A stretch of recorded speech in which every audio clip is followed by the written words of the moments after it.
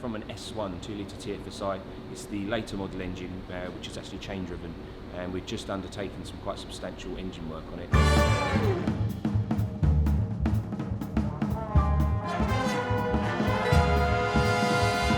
Hi, it's Luke here, technician at Fontain.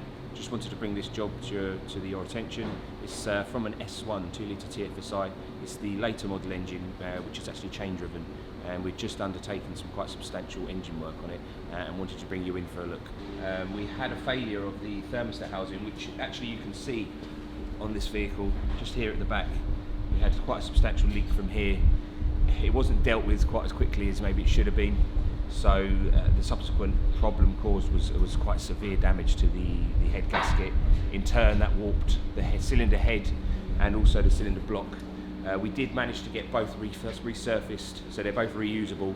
New head gasket, building it back up currently, not far now from getting it back in the car, get it running and getting it back to the customer. Again, this just highlights the issues with coolant systems.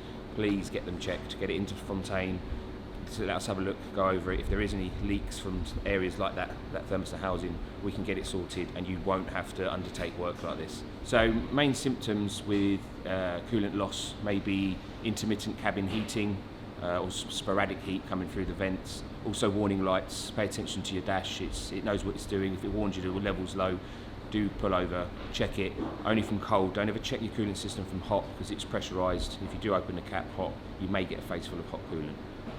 And as I say, if you don't feel comfortable doing it yourself, just get it into the garage and we can check it for you and make sure it's all okay.